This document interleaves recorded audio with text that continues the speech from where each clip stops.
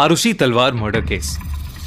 दिसंबर 2010 में सीबीआई की एक मीटिंग हुई। इस मीटिंग के होने का रीजन था 2 साल से अनसॉल्व पड़ा 13 साल के आरुषि तलवार और 56 साल के हेमराज का मर्डर केस। एक ऐसा केस जिसने पूरे इंडिया में एक डर का माहौल बना दिया था। कुछ महीनों तक सारे न्यूज चैनल्स पर बस इसी केस की बात होती थी। शायद ही इंडिया में कोई ऐसा इंसान होगा जिसने आरुषि तलवार मर्डर केस का नाम नहीं सुना। एजी कौल, जो इस केस के लेटेस्ट इन्वेस्टिगेटिंग टीम को लीड कर रहे थे, उन्होंने मीटिंग में मौजूद बाकी ऑफिसर्स के साथ अपनी इन्वेस्टिगेशन के रिजल्ट शेयर किए। उनकी इन्वेस्टिगेशन के हिसाब से मर्डरर और कोई नहीं बल्कि आरुषि के पिता राजेश तलवार ही थे। उनके हिसाब से 15 मई 2008 की रात को राजेश ने अपनी बेटी और घर के नौकर हेमराज को आरुषि के कमरे में एक ऑब्जेक्शनेबल पोजीशन में देख लिया, जिसके बाद राजेश गुस्से से पागल हो गए।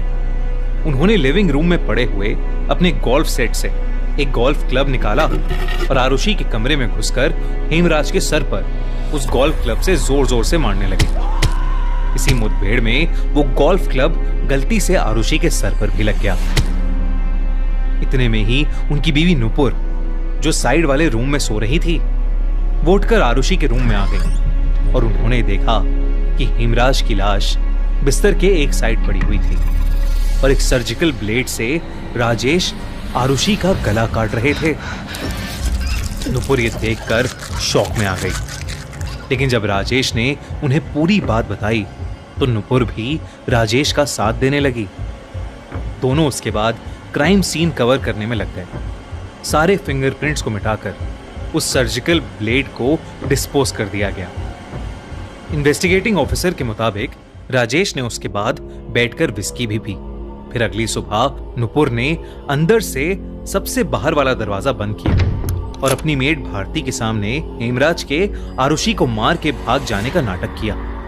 एजी कॉल के हिसाब से उन दोनों ने बहुत प्लानिंग की थी, पर उन्हें यह नहीं एक्सपेक्टेड था कि छत पर राजेश ने जो हेमराज की लाश कूलर की ग्रिल के नीचे छुपाई थी वो पुलिस को मिल जाएगी। एजी कॉल के हिसाब से राजेश एक बेरहम खूनी था और वो इस केस में उसके अगेंस्ट चार्जशीट फाइल करना चाहते थे, लेकिन वहां प्रेजेंट सीबीआई के मेंबर्स और अरुण कुमार ने उनको वो चार्जशीट फाइल करने से रोक दिया। सीबीआई मेंबर्स की उनको रोकने की वजह थी लैक ऑफ एविडेंस, क्योंकि राजेश और नुपुर तलवार के लाई डिटेक्टर और नार्को टेस्ट में ऐसा कुछ नहीं मिला था जो उन्हें सस्पेक्ट बना सके। ना ही उस गोल्फ क्लब पर ब्लड के ट्रेसेस थे और ना ही उन दोनों के किसी भी सस्पिशियस चीज पर फिंगरप्रिंट्स थे। पर अरुण कुमार की एजी कॉल को रोकने की वजह कुछ और थी। उनके हिसाब से खूनी कोई और था। अरुण कुमार वो ऑफिसर थे जो एजी कॉल से पहले इस केस को इन्वेस्टिगेट कर रहे थे। अरुण कुमार को यह केस 31 मई 2008 को पुलिस के ओरिजिनल इन्वेस्टिगेशन के बाद हैंडओवर किया गया था, ताकि सीबीआई पुलिस की थ्योरीज को कंफर्म कर सके। जब अरुण कुमार को यह केस मिला था तब पुलिस ने राजेश तलवार को ऑलरेडी अरेस्ट कर लिया था, क्योंकि उनके हिसाब से मर्डरर वही थे। पुलिस की थ्योरी भी एजी कॉल से मिलती जुलती थी, बस उसमें डिफरेंस यह था कि पुलिस के हिसाब से राजेश तलवार ने उन दोनों को उस रात एक ऑब्जेक्शनेबल पोजीशन में देखने के बाद हेमराज को वहीं गोल्फ क्लब से मारना शुरू नहीं करा था, बल्कि वो हेमराज को छत पर यह कहकर ले गए थे कि वो उससे कुछ बात करना चाहते हैं। छत पर ले जाकर उन्होंने हेमराज को एक हैवी ऑब्जेक्ट से मारकर बेहोश कर दिया, जिसके बाद उन्होंने एक शार्प ऑब्जेक्ट से उसका गला काट दिया। फिर उन्होंने नीचे आकर विस्की पी और शराब के नशे में गुस्से से पागल होकर अपनी बेटी आरुषि के कमरे में जाकर एक शार्प एज्ड वेपन से उसका भी गला काट दिया। और अगली सुबह एविडेंस टैंपर करने के लिए उन्होंने मर्डर के इमीडिएटली बाद पुलिस को बुलाने के बजाय अपने नेबर्स को जमा कर लिया, ताकि उनके घर में ढेर सारे फुटप्रिंट्स और फिंगरप्रिंट्स आ जाएं। अरुण कुमार ने पुलिस की थ्योरीज को रिकन्फर्म करने के लिए सबसे पहले नुपुर और राजेश पर लाई डिटेक्टर और नार्को टेस्ट किए, जिसमें उनके खूनी होने का कोई सबूत नहीं मिला।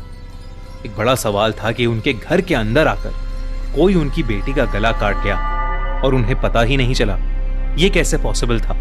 राजेश और नुपुर ने इस पर यह कहा कि उनके कमरे में एसी खराब होने की वजह से बहुत शोर करता था, इसलिए उन्हें कमरे से बाहर कुछ सुनाई नहीं देता था। इसके बाद उनके रूम का साउंड टेस्ट किया गया, जिसमें यह निकला कि खराब एसी की वजह से उनके कमरे में कोई भी आवाज नहीं आती थी। फिर अरुण कुमार ने रीइन्वेस्टिगेट करते हुए हेमराज के कमरे की फोटोज देखी, जिसमें उन्हें गड्ढे पर डिप्रेशन वाले 3 पॉइंट्स दिखे।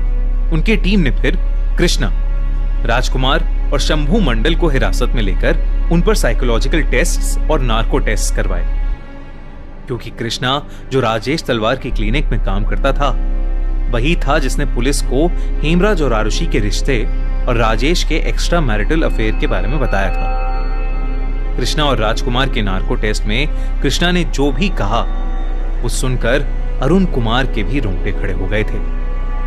कृष्णा ने एडमिट किया कि हेमराज का नेपाल में नया घर बना था, जिसकी खुशी में उस रात वो लोग उसके कमरे में पार्टी कर रहे थे।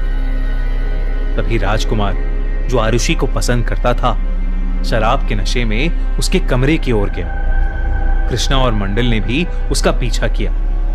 फिर राजकुमार ने आरुषि के कमरे में घुसकर उसके साथ जबरदस्ती करने की कोशिश की, और इससे पहले आरुषि चिल्ला पाती, कृष्णा ने उसके सर पर खुखरी चाकू से मारा और फिर उसी खुखरी से उसका गला काट दिया। क्योंकि हेमराज उस खून का विटनेस था, तो वो लोग उसे छत पर ले गए, जहां उन्होंने उस चाकू से उसका भी गला काटकर उसको मार दिया और उसकी बॉडी को छुपाने के लिए उस पर कूलर की ग्रिल रख दी। राजकुमार और शंभू के नार्को टेस्ट में इससे मिलती जुलती कहानियां निकल के आईं।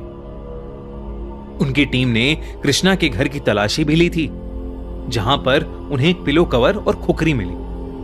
उनकी टीम ने राजेश तलवार को रिहा कर दिया और कृष्णा, राजकुमार और शंभू को अरेस्ट कर लिया था। पर इस थ्योरी में भी कुछ दिक्कतें थीं। पहले की नार्को टेस्ट कोर्ट में एडमिसिबल नहीं होते थे, इसलिए कृष्णा और राजकुमार के कन्फेशन को कॉन्क्रीट प्रूफ कंसिडर नहीं किया जा सकता था। दूसरा, कृष्णा की फैमिली ने कहा कि वो मर्डर के टाइम अपने कमरे में ही था।